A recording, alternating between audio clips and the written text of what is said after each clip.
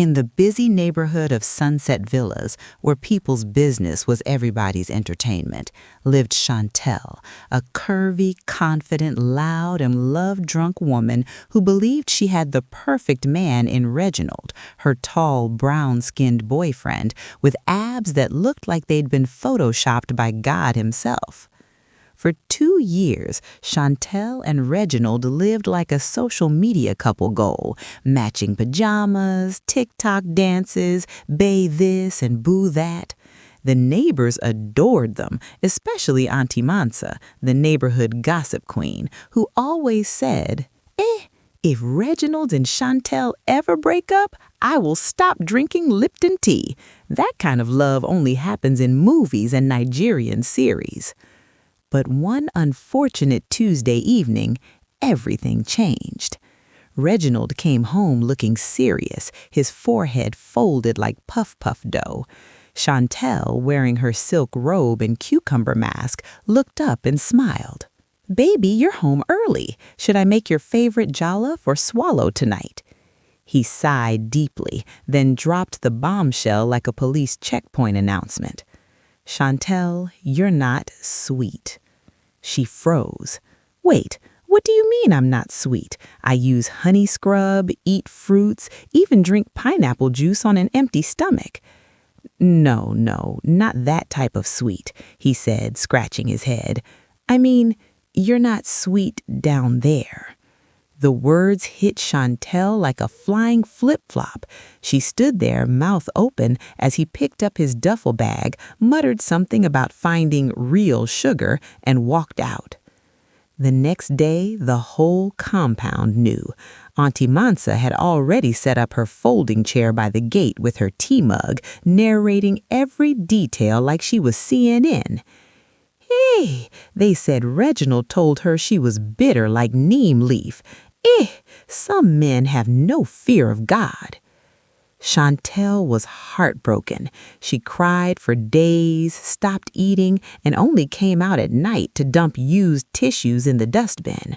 Her best friend, Lydia, a self-proclaimed relationship coach who had never kept a man for more than 2 weeks, came over with tissues and advice. "My dear, don't cry. It's not your fault. Some men like bitter things. But if you really want to prove him wrong, try Kayamata Combo 3000. It works like juju, but smells like strawberries." At first, Chantel refused, but the day she saw Reginald's new girlfriend on Instagram posting, "My man is sugar," she ordered the Kayamata Combo faster than her Wi-Fi could buffer. After 3 days of applying oils, drinking mixtures, and chanting, "I am sweet, I am honey," she finally tested her new power on Donnie Blaze, a flashy guy who wore gold chains thicker than generator wires. After their little taste test, Donnie laid back, breathing like he had seen heaven. "Girl, you're sweeter than condensed milk." But Chantel didn't believe him. "You're lying. You just want free food." So she decided to test again. Next up was Kingston Deluxe, a DJ who never stopped chewing gum and saying vibes every 3 seconds. Then Ezekiel the Gym Beast, Rico Lashes, a makeup artist who said he was gender flexible, and even Pastor Romeo, who claimed he was testing for deliverance research. Every time, they told her the same thing: "You're sweet." But Chantel had become a scientist of sweetness. She wanted data. The neighbors noticed. Every week, new male shoes appeared at her doorstep, new perfume scents drifted from her room, and new male voices were heard saying, "Wow, my God," or "You're something else." Auntie Mansa gathered her evening gossip squad. "That Chantel girl is now running Taste Lab. Every week, new testers? Yesterday, I saw a man leave limping. What's happening in that room?" Chantel didn't care. She was busy buying every Kayamata product on TikTok: Midnight Honey Potion, Coconut Thunder, Sweetness from Dubai, and even one called Dragon's Breath Deluxe, which made her sneeze for 2 days. Lydia tried to warn her. "Chantel, you're overdoing it. You're mixing products like a chemistry project. Your body will rebel." But Chantel just laughed. "I'm the CEO of sweetness. The Guinness Book should come for me." Until one night, she met Tariq Valentino, a fine Nigerian man who drove a Benz and wore cologne that could resurrect the dead. She was determined to test her latest Kayamata sweet river flow. The moment they finished, Tariq jumped up shouting, "Ah, Madame, something is happening down there. Are you on fire?" She laughed, thinking he was exaggerating, until she herself felt heat, not passion heat, literal burning heat. She ran to the bathroom screaming, "Jesus of Nazareth, my honey is boiling." The next day, she was rushed to the clinic. The doctor, trying hard not to laugh, said, "Madam, your body has reacted to a mix of herbal enhancers and spiritual ingredients. You need to stop testing things before you turn to candy." The story spread faster than Momo alerts. The neighbors whispered, "They said her sugar started frying itself. I heard the nurse said she was glowing like street light." Reginald even showed up at her gate pretending to check on her, but Auntie Mansa shouted from her window, "Go back to your bitter girlfriend. She's the reason this girl is now extra sweet." Months later, when Chantel fully recovered, she realized the truth. She didn't need Kayamata or validation or endless testing. She was always sweet, just didn't believe it. She started a small business instead, Chantel's Self-Love Smoothies, made with real honey, pineapple, and a pinch of confidence. Women in the neighborhood lined up to buy, and every bottle carried her new slogan, "Sweetness starts in the mind, not the Kayamata." Even Auntie Mansa became her ambassador, shouting, "Buy your sweetness from Chantel. No side effects, no burning." And that's how Chantel, the woman once broken by a man's words, became the neighborhood's queen of confidence, sweet, shining, and scandalously unbothered. 6 months after Chantel's Kayamata Chronicles, the whole neighborhood of Sunset Villas had moved on. Well, almost everyone. Chantel was now the CEO of Chantel's Self-Love Smoothies, her business booming like weekend speakers at a Ghanaian wedding. Her slogan, "Sweetness starts in the mind, not the Kayamata," was printed on every bottle, every t-shirt, and even on Auntie Mansa's headscarf. Every morning, customers queued for her Pineapple Glory, Coconut Confidence, and Honey Independence smoothies. Even men started buying, claiming it made their taste buds happy. Chantel had never looked better, glowing, rich, peaceful. But then, like bad network during a Zoom reading, Reginald returned. One hot afternoon, while Chantel was serving smoothies and vibing to Gyaki's Rent-Free, a shiny car pulled up in front of her shop. Out stepped Reginald, the same man who once said she wasn't sweet, only this time he looked bitterly finished. His once smooth skin had pimples plotting a coup, his beard looked like an overused sponge, and his designer shirt screamed, "Fake." He smiled awkwardly. "Hey, shiny baby." Chantel froze mid-blend. "Excuse me?" "You don't remember your sugar king?" He tried to lean on the counter, but his elbow slipped. The customers started whispering. Auntie Mansa, of course, was there, sipping her smoothie like it was popcorn. "Hey, isn't that the one who said she wasn't sweet? Look how life has humbled him. Her sweetness has promoted her. His bitterness has demoted him." Chantel folded her arms. "Reginald, what are you doing here?" He gave a dramatic sigh. "Shiny, I made a mistake. You were always sweet. I just didn't know how to appreciate natural honey. That other girl, she turned out to be spoiled yogurt." The whole shop burst into laughter. Even the blender stopped working for a second. "So now you're back for honey after licking sour milk?" Chantel asked, eyebrow raised. Babe, come on, I've changed. Look, I even joined a men's fellowship called Brothers Who Regret. Auntie Mansa nearly choked on her drink. Brothers who what? Regret? They should invite me to be the MC. Reginald went on, kneeling dramatically like a Nollywood actor in the rain. Please take me back. I miss your food, your laughter, your sweetness? Chantel interrupted. Yes, you're the sweetest woman I've ever met. Chantel smiled, then leaned closer and whispered, Funny, I don't recall you appreciating sweetness when you had it for free. He blinked. So does that mean you'll give me another chance? She laughed so loud that even the mango tree outside shook. Reginald, the only thing I'll give you is a free smoothie sample. Bitter detox. It's good for people trying to wash bad memories. The crowd howled. Auntie Mansa screamed, Tell him, Chantel, clean him with herbs and move on. Reginald stood up, embarrassed, his knees dusty from the ground. He grabbed the smoothie, muttered, God will judge you, and drove off, accidentally hitting a pothole that splashed muddy water on his car. As he left, Lydia, Chantel's best friend, came over laughing.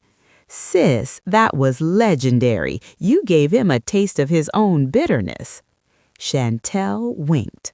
That's what happens when you disrespect sweetness. Life serves you lemon and vinegar. From that day, Reginald became the neighborhood joke. Anytime someone made a poor decision, people would say, Don't pull a Reginald. Appreciate your honey before you end up licking lime. Meanwhile, Chantel expanded her business, started a podcast called Sweet Talks with Chantel, and even got invited to TV shows to talk about confidence and self-love. One day during an interview, the host asked, What made you start your journey? She smiled confidently at the camera and said, Pain, but I turned it into power. You see, I thought sweetness came from Kaya Mata, but I learned it comes from self-respect and peace of mind. Once you find that, nobody can call you bitter again. The audience clapped. Even Reginald, watching from his tiny one-room apartment, sighed and said, She's right. I should have kept my spoon in that honey jar. By now, Chantel was living her best soft life. Her smoothie business was booming, her skin was glowing, and her DMs were overflowing with "Hey beautiful" messages from men who once called her just average. She was no longer the heartbroken woman who used to cry over Reginald's foolishness. She was now Madam Honeyboss, a confident, sassy, and unbothered woman who made men question their taste buds and women redefine their confidence. But as life loves drama more than peace, one Sunday morning, just as Chantel was closing her smoothie stand after church, a familiar voice called her name. Shani, baby, remember me? She turned around and almost dropped her blender. It was Donnie Blaze, her very first taste tester, the one who once said she was sweeter than condensed milk. Now, Donnie looked richer, finer, and glossier than before. His shirt screamed money, his car gleamed like a mirror, and his cologne smelled like generational wealth. Donnie, she gasped, are you still alive? He laughed, revealing a gold tooth. Alive, successful, and still craving your flavor. Before she could respond, Donnie came running from inside, whispering loudly, Girl, is that not the same Donnie who almost fainted in your room that night? Hey, what's he doing here again? Donnie smiled proudly. I came back because I realized I left something important behind. And what's that? Chantel asked cautiously. You. The air froze. The blender stopped mid-whirl. Even Auntie Mansa, who had been hiding behind her window, peeped out immediately. Oh-ho! Another episode of the Sweet Chronicles. Let me get my folding chair. Donnie continued dramatically. Chantel, since the day I tasted your sweetness, no woman has matched your flavor. I even started a perfume brand called Honey Shanty. It went viral, but no scent compares to the real you. I want you back, not for your body, but for your soul." The whole neighborhood went, "Aww." Before Chantel could even process that, a loud vroom sound echoed. A dirty white car pulled up, and out stepped none other than Reginald, holding a box of chocolates and flowers that looked like they'd been borrowed from someone's funeral. "What's going on here?" he barked. "Who's this man trying to steal my future wife?" Auntie Mansa screamed, "Ah, the ex and the tester? Double trouble, oh!" Reginald marched forward, chest out. "Chantel, I told you I was serious about winning you back. Now who's this clown?" Donnie laughed mockingly. "Clown? My brother, the only circus is your life. You left gold and went to chase clay." "At least I had her before you did." "And I had her after you, and she was improved version 2.0, Donnie fired back. The crowd gasped. Chantel's eyes widened.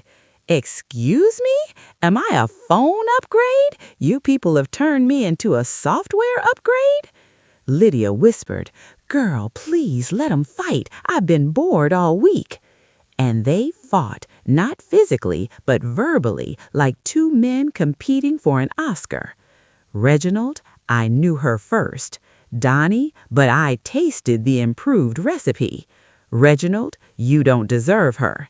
Donnie, you don't even deserve soap." The crowd was screaming, recording, and placing bets. Auntie Mansa shouted, "Whoever wins, I want one free smoothie for being witness, oh." Finally, Chantel had had enough. She grabbed the microphone from her shop's speaker system and yelled, "Enough! Both of you shut up!" Silence fell like rain after thunder. "You men think I'm some dessert on display, eh? Reginald, you dumped me for not being sweet. Now you want a second taste? And Donnie, you came to test and now want a full-time position? Am I a sample product from the supermarket?" The crowd cheered. "Tell 'em, Chantel." She continued, "I built myself from heartbreak to healing. I'm not looking for testers or exes. I'm looking for peace. The only man who enter my life next must come with prayer, purpose, and perfume that smells like scents." Donnie looked embarrassed. Reginald looked confused. Auntie Mansa clapped like a proud mother. "Well said, my daughter. Sweetness is not in the waist, it's in the wisdom." The two men looked at each other awkwardly, then quietly walked away in opposite directions. The crowd dispersed, laughing and gossiping about the battle of the sweet seekers. Later that evening, Lydia and Chantel sat outside eating roasted corn. "Girl, you handled that like a queen," Lydia said. "I had to. I can't let men define my sweetness anymore. I define it myself now." A car honked nearby, not Donnie's, not Reginald's, but a new one. Out stepped Dr. Kabi Nkrumah, the young Phi nutritionist who had once helped Chantel design her smoothie recipes. He smiled warmly and said, "Hey, Chantel, I love your strength. You're truly sweet, inside and out." Chantel smiled back, sipping her pineapple smoothie. "Careful, Doc. Compliments like that can get you stuck in the sweetness zone." He laughed. "That's exactly where I want to be." Auntie Mansa, peeking again, whispered, "Ah, episode 4 is loading." And this time everyone could tell this might just be the man who'd taste her sweetness not to test it, but to treasure it. One morning, as they were testing her new flavor, Pineapple Power Glow, he smiled at her and said, "You know, Chantel, I've studied all kinds of fruits, but you're the only one who seems naturally sweet." Chantel blinked. "Doctor, are you flirting or giving medical advice?" "Both," he replied, sipping the smoothie slowly. The air between them thickened like honey. Lydia, watching from behind the counter, whispered under her breath, this one doesn't want to test. He wants to invest. And indeed, Kabi was different. He didn't ask for anything, didn't play games. He helped her plan her brand expansion, encouraged her to register her business properly, and even built her a small delivery app called Sweet Drop. He was so calm and consistent that even Auntie Mansa, the nosy neighbor who trusted no man except Jesus, started saying, "This one looks like husband material. No kayamata, no drama, just sense and science." But peace never lasts too long in Sunset Villas. One rainy evening, as Chantel and Kabi were sipping cocoa and watching Netflix, a knock came to the door. She opened it, and there stood Donnie Blaze, dripping wet, holding a bouquet and an apology. "Chantel, please, I came to make things right." Before she could even react, another knock followed. She opened again. This time, Reginald appeared, holding a plastic bag full of cassava and begging like he was auditioning for a heartbreak movie. "Shani, I'm sorry. Life without you tastes like dust. Take me back." The irony was so thick, even the thunder outside laughed. Kabi stood up slowly, adjusting his glasses. "Gentlemen, may I help you?" Reginald scoffed. "Who are you, her bodyguard?" Donnie added. "He looks like a lab assistant. Bro, step aside. This is grown man business." Kabi smiled, that dangerous, calm kind of smile that says, "I'm educated, but I can end you politely.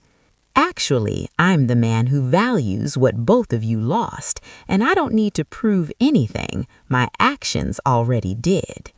Chantel, folding her arms, raised an eyebrow. "Why are you both here? Did I advertise a tasting event?" "Please, baby," Reginald started. "Madam Honeyboss," Donnie tried. She cut them both off.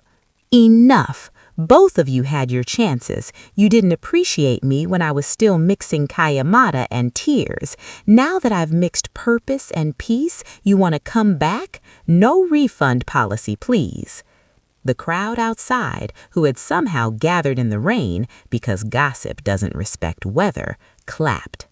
Auntie Mansa shouted, "Tell them, sweetness doesn't go back to expired mouths."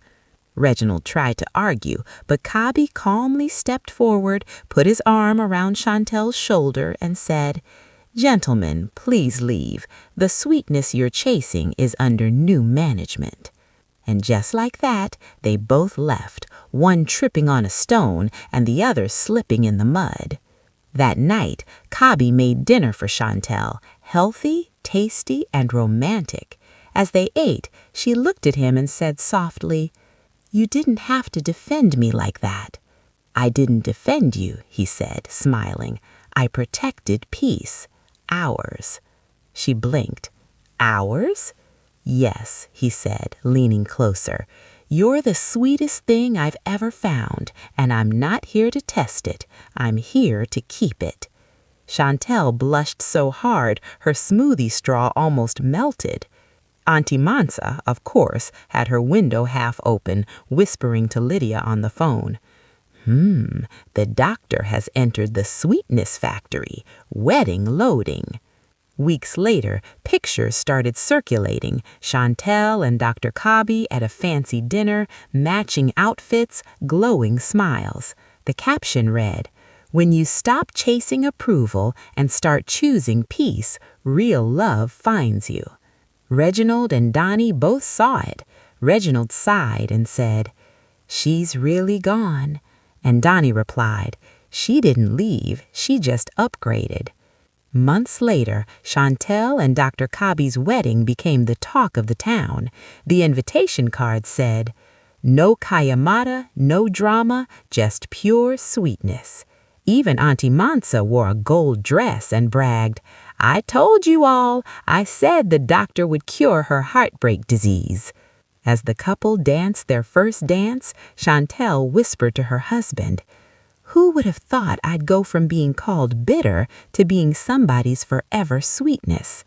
He kissed her forehead and said, "Sweetness isn't something you find, it's something you become." And everyone cheered as the DJ played Sugarcane by Comito.